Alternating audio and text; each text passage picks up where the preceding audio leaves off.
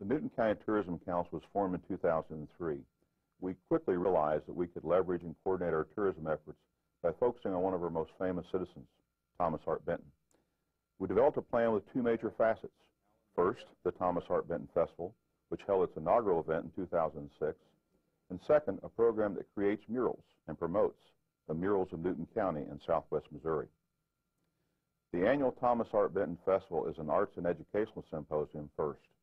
We bring in scholars from around the country, and in the first two festivals, we have focused on Mr. Benton, his life, and his work. In our second year, we directed our efforts at attracting students from this region and had over 500 attend the symposium.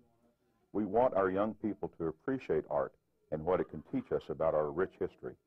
As a past educator, this is very rewarding to me.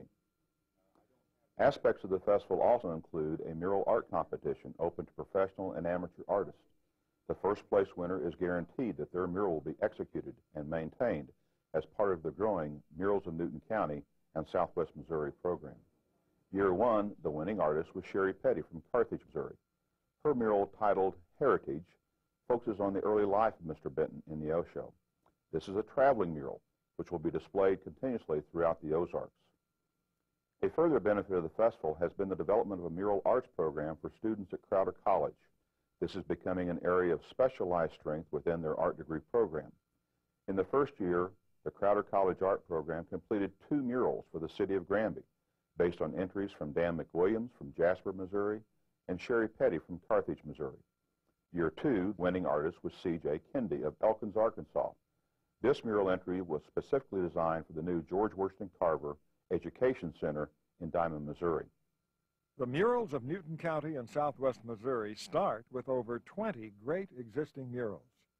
In the Newton County Courthouse, local artist Billy Goforth Stewart has brightened the lives of all who pass through the courthouse with her historic murals. Stewart has also added her special touch to Monarch Springs. The Granby Mining Museum features 2 exterior murals from Dan McWilliams and Sherry Petty. Carthage, Missouri is another excellent spot for mural art. Artist Lowell Davis has his creation on display at the Jasper County Courthouse in Carthage.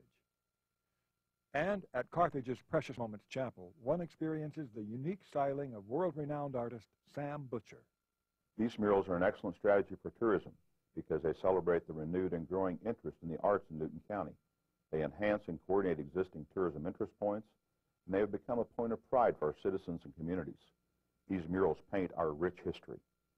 There are over 9 murals in planning, including an 8-foot by 20-foot mural for Neosho City Hall.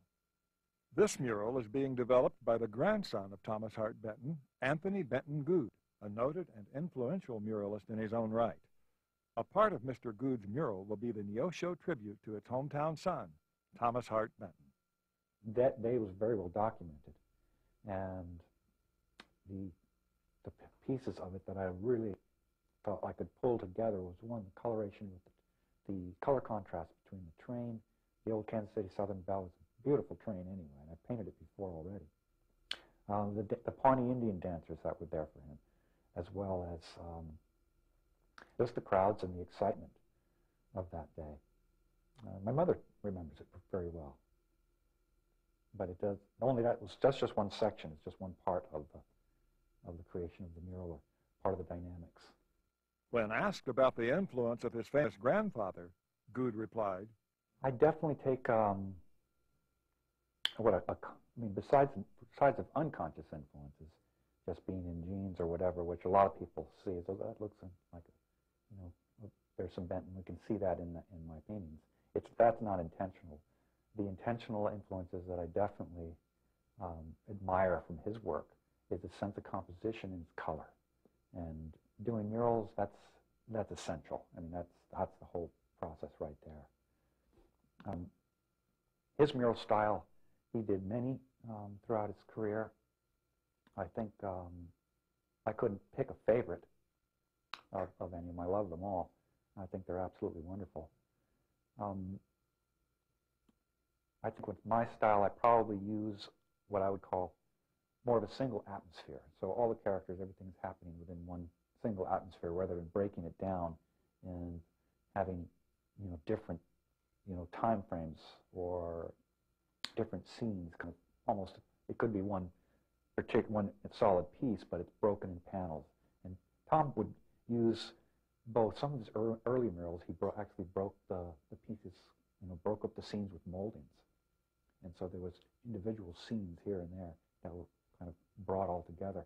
But in his later murals, like the one in the Truman Library mural, the Joplin mural, country music mural, those were all single atmospheric murals. I mean, all one dynamics happening within one atmosphere, with a great amount of motion and flow, just generated through the shape of the figures and the color contrasts that he used. And when I started murals, I think I was probably influenced more in that direction rather than doing the collage type murals where you have a variety of different images somehow pieced together. Thomas Hart Benton came from the Ozarks, and the culture of the Ozarks was a major influence on him. Now, in turn, Mr. Benton's legacy is influencing our culture. Thomas Hart Benton's understanding of the interconnectivity and social history came from his rural roots. Yet, Mr. Benton springboarded his career with training and ultimately international acclaim. As Mark Twain helped define American literature and Louis Armstrong helped define American music, Thomas Hart Benton helped define American art. Perhaps he learned the interconnectivity of life and his flowing designs while going down a river. But you know, you can pollute a river simply by cutting trees off the hills along it, starting erosion, turning a clear running river into a muddy one. To preserve a river, you have to preserve the land about it. It's all one piece. Well, the Buffalo, thank goodness, is still a clear-running river. Yep, and I hope we can persuade its people to keep it that way. Well, now let's go on down the river. Well, Ozarks Public Television would like to thank the following individuals and organizations that helped in the production of Thomas Hart Benton from the Ozarks and beyond.